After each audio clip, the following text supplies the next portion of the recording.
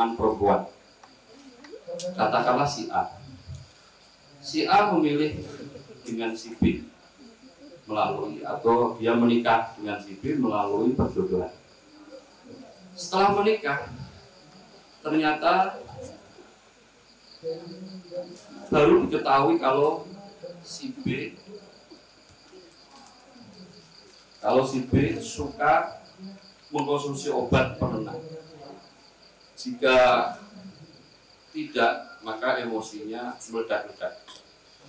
Ada gangguan jiwa.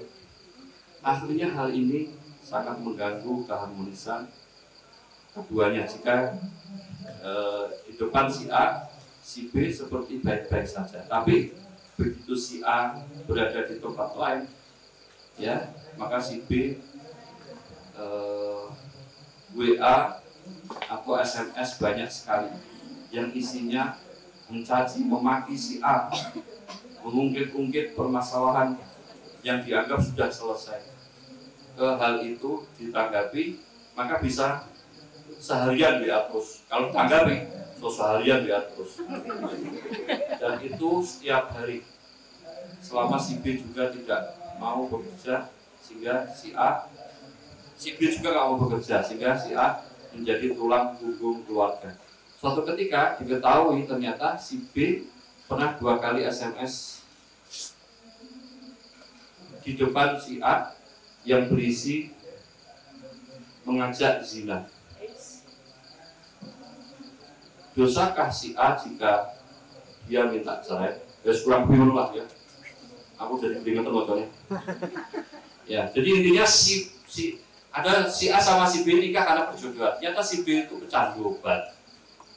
Nggak tahu obat apa itu, kalau nggak mau obat ya jadi marah-marah. Sudah gitu dia suka ngumpat di belakang terhadap istrinya. Si B kan suami ya, si A istri. Sudah gitu ada mengarah ke perbuatan zina, sudah dia tidak bekerja. Terus bagaimana solusinya gitu? Ujung ini kita dipelihara apa? Colo pedet. Ganti jago. Aduh. Ini ya jadi masalah ya gini nih Ustaz ya. Nah wongnya mapan, tanggung jawab, sesebodo lah ya. Iki wis ora mapan, suka nyambut gawe, nyusahkan, main ngomong di belakang. Susah. Kalau pertanyaannya boleh nggak minta cerai? Kalau istri si A itu sudah merasa tidak nyaman, oke. Daripada berlanjut nambah dosa. Atau dia mau taat 100% juga nggak bisa, karena hati ini gimana nggak ngasih nafkah gitu loh. Kan nggak wajib taat. Nggak ngasih nafkah kan nggak wajib taat. Ya kan? Nah gitu. Jadi boleh saja kalau dia menggugat perceraian. Walau sok. Ada lagi? Monggo.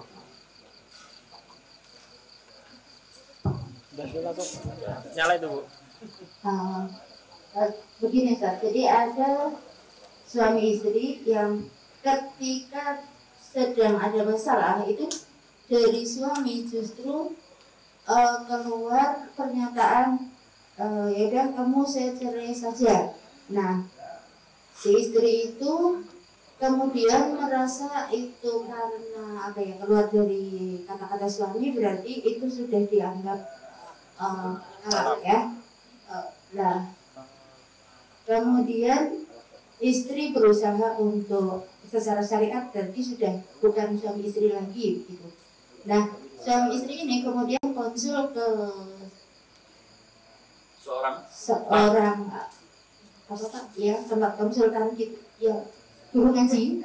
Kemudian dari guru ngaji itu bahwa oh itu kata-kata suami itu adalah kata-kata yang dikeluarkan saat emosional, jadi itu masih belum jatuh talak. Itu yang benar bagaimana Ustaz? Ustaz Alif nih, Ustaz kok yang lebih fatwa. Kalau dalam emosi berarti ya belum termasuk talak. Ketika dia mengucapkannya itu emosi berarti tidak talak. Kalau suaminya suka emosi? Pertanyaannya tadi emosi kok. Iya, kalau suaminya suka emosi, berarti talak terus. Kalau emosi talak, jatuh. Bahaya. Sadari, talak emosi jatuh nggak? Talak emosi? Nggak berdebat. Khilaf lah. Setahu saya khilaf kan. Tapi saya termasuk yang jatuh. Karena masih nalar orang emosi. Kalau mabuk, itu enggak. Tolak beban itu masih jatuh. Ya, marah itu masih jatuh. Nah, kalau mabuk, nah itu yang. Tapi kasusnya kan nggak seperti itu. Kasusnya apa namanya?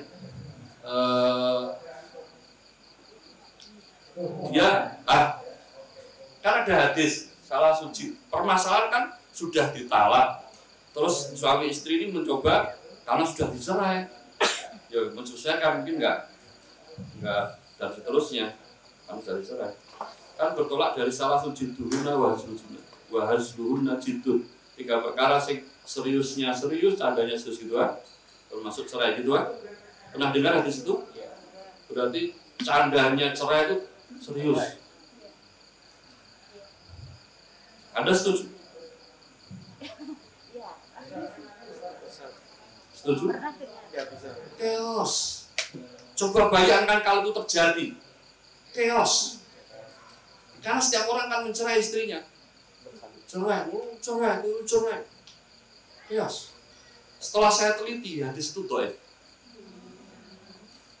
Makanya saya lebih sependapat cerai harus lewat pengadilan. Karena nikahnya lewat pengadilan. Nikah kan lewat KUA, ya kan? Itu tapi sah dari pemerintah. Cerai harus disaksikan pemerintah. Itu nanti yang akan mengatur biar tidak chaos. Kalau seperti tadi, chaos itu bisa. Dan akan menjadi masalah panjang. Karena ada contohnya nih, betul ada Ustadz. Saya tuh kalau canda sama istri saya sambil nyablek bawa ngomong tak pegat gue. Iya, canda itu. Dan dia sayang, gak niat megat. Masa jatuh cerai? Iya. Ya kan? Chaos. Tapi saya nggak tahu Ustaz kalau itu tuh ternyata jatuh cerai. Saya masih cinta. Iya. Nah, makanya ya ini pernah dibahas di Al-Kalam ya. Dan ketika itu ya memang karena hadisnya dhaif apa? Hadisnya dhaif ya kita kembalikan ke hukum pemerintah aja lah. Kan pemerintah berhak untuk mengatur urusan rakyatnya lah.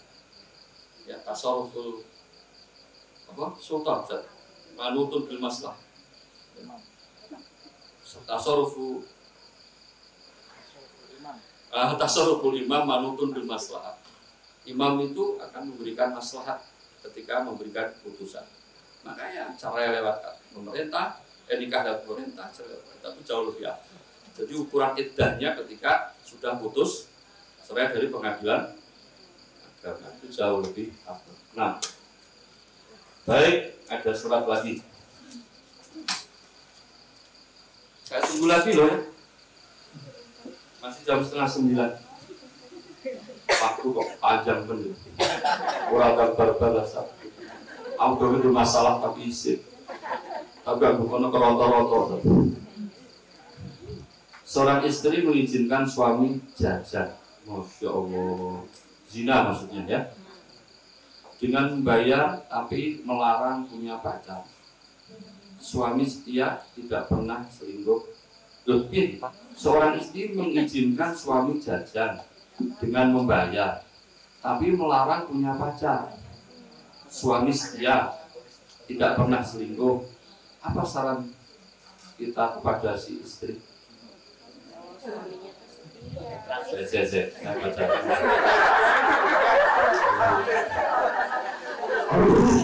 Pertanyaannya nggak salah. Seorang istri mengizinkan suami jajan. Ini jajan dan goreng dengan membayar, tetapi melarang punya pacar. Selingkuhan mungkin. punya pacar, suami setia, tidak pernah selingkuh. Lu jajan ki selingkuh kok. Gitu. Tapi anggap aja ngono lho. Iki maksudnya gini, wis aku jajan lah, seperti setia, ini ojo selingkuh, ojo sakiti aku, ojo kawin nek. Ngono. Ya jelas iki istri yang morsal. Lu istri kok mengizinkan zina nih bagaimana? Pengen bojone mati. Oh. Kan dia terus disawati waktu ta bojone. Oh. Oke, ben kena air kula arep jajan lah ben kena air kowe. Nek kena air kena kabeh nanti. Oh, nek kena air kan biasa. Tapi iki disawati waktu wong sak MPA iki. Biasanya moncrat sampai sak matine. Ampun Bu, ketua MPA cekel polisi kok Bu. Jadinya membawa hukum nanti. Ya, jadi nggak boleh itu istilah Jawa ini. Wis anggap botolnya balik dah lah. Isinya hilang dah lah. Itu salah.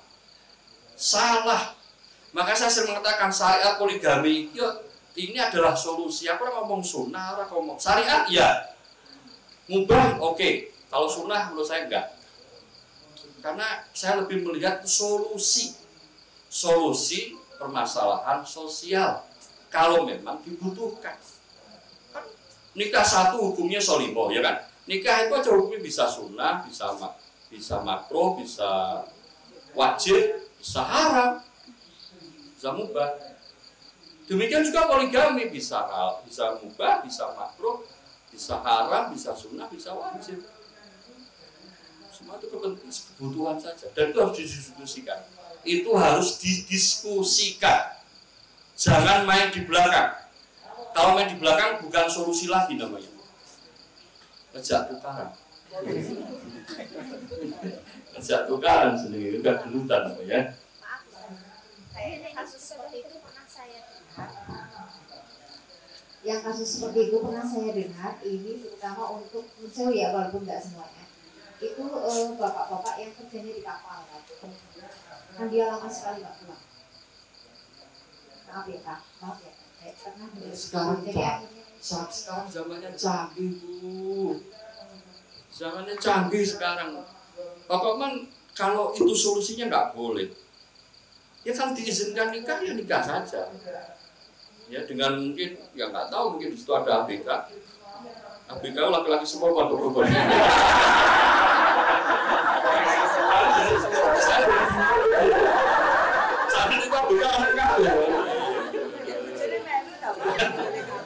Nah, kalau ada solusi istrinya bisa ikut jauh lebih baik. Makanya LDR saya nggak menyarankan LDR, kecuali darurat betul. LDR apa? Bangun loh, harus gitu ya.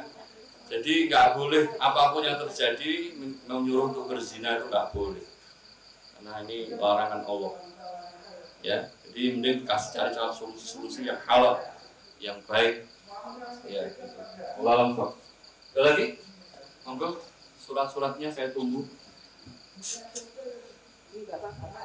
Bapak-bapak, kembali ke hak dan kewajiban tadi loh. Kewajibannya suami apa ya? Tadi itu aja kok. Lanjutkan pertanyaan yang belum selesai Pak. Kewajibannya suami. Ya, memberi nafkah. Satu. Memberi nafkah mencukupi kebutuhannya. Nah, kami kebutuhan Pak.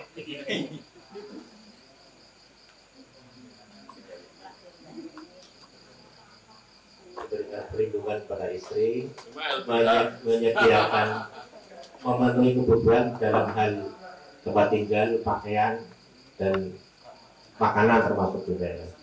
Kebutuhan pokok itu. Baik sekali. Membantu pekerjaan rumah istri.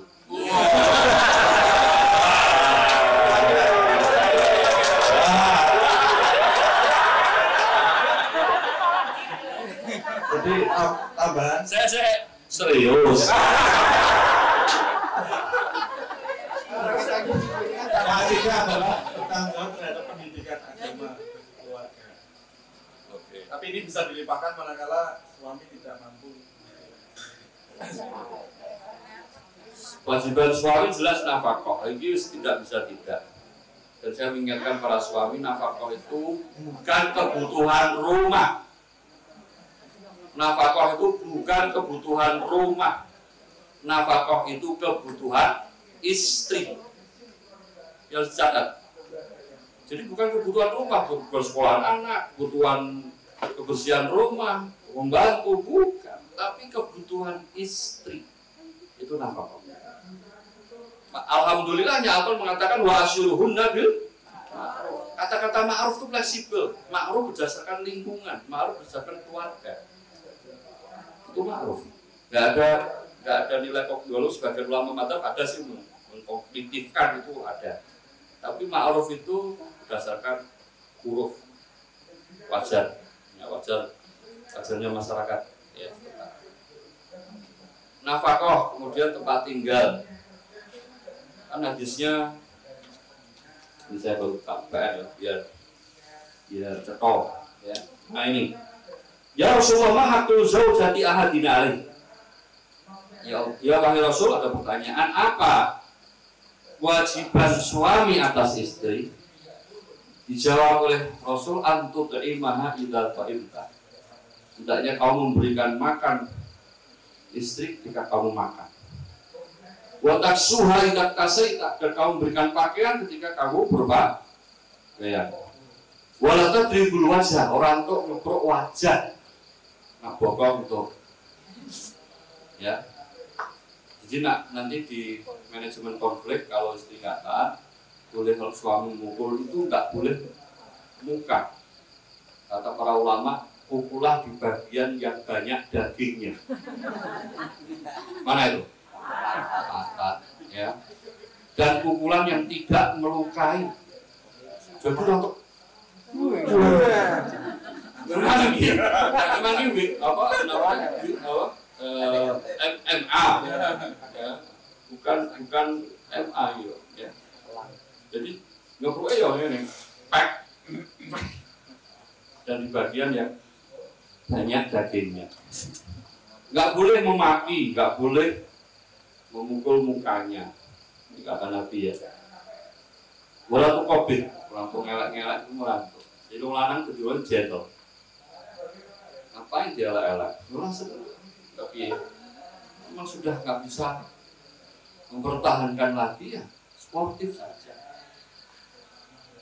Saya tuh lebih seneng seorang suami yang gini. Terus sepertinya kita nggak bisa bersatu, dan kalau kita bersatu tambah dosa. Semoga Allah maafkan dosa-dosa kita, dan kamu saya cerai. Ini rumah untuk kamu, untuk anak-anak. Masalah anak-anak kita saya akan bertanggung jawab. Siopian tumor, alif itu. Kan mono, orang tukaran saling menuntut ngapain? Ya, ngapain?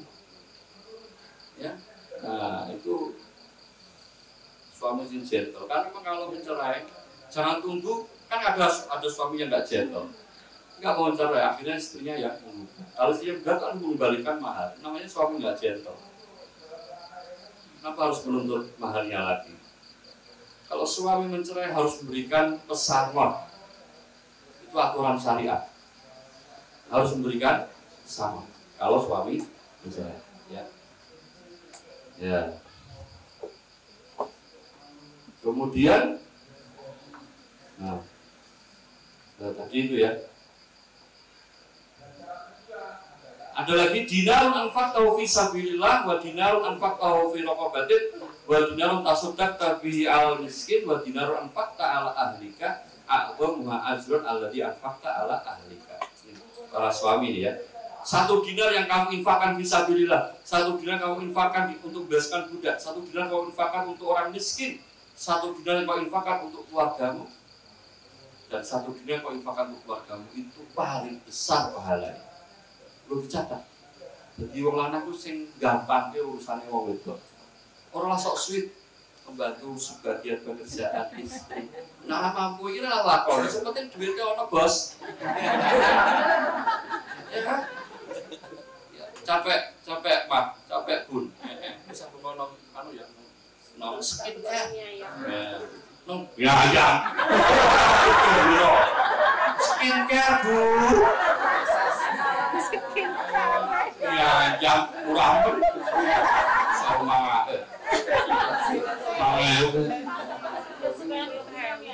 Oh gitu. Bahagia banget. Dia sudah. Kamu silakan ke salon. Panggil KPJ perempuan. Capek. Istri difasilitasi. Mama mau apa? Mobil. Motor. Saya sepeda enggak? Ngono loh, Mas. Ngono loh, Mas. Ngono aku. Lebih senang gitu, Pak. Daripada diwangi saya. Saya sok pembantu, Bos. Ngono loh. Enggak.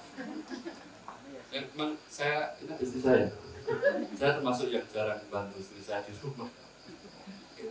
Aku sibuk aku diri. Tapi saya Masya Allah baik.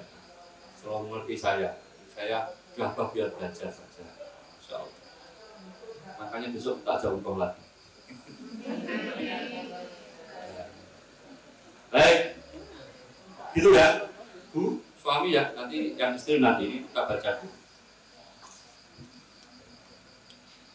Laki-laki wajib sholat di masjid, perempuan afdolnya sholat di rumah. Tapi kita laki-laki tidak sholat di masjid. Tapi ketika laki-laki tidak sholat di masjid, karena ada halangan, hujan atau sakit, maka sholat di rumah. Pernahkah Rasulullah SAW mengimami sholat di rumah? Pernahkah Rasul sholat di rumah? Imami sholat di rumah, pernah? Pernah! Tapi saya lupa di namanya di sahabat perempuan siapa. Suatu saat Rasul setelah di situ, kemudian datang waktu sholat, katakan suruh Bilal adzan dan Rasul imami di rumah tersebut. Tapi berjamaah, tetap berjamaah. Apalagi ada utur, juga ada utur kan masalah suami ada sakit, hujan, itu kan bisa sholat di rumah. Ya, tidak ada masalah, nggak sholat di masjid. Bolehkah terhadap suami yang belum tetap memberi nafkah karena terbatas dalam pekerjaan yang belum tetap, istri membuat konsekuensi kerjaan rumah silakan dikerjakan suami.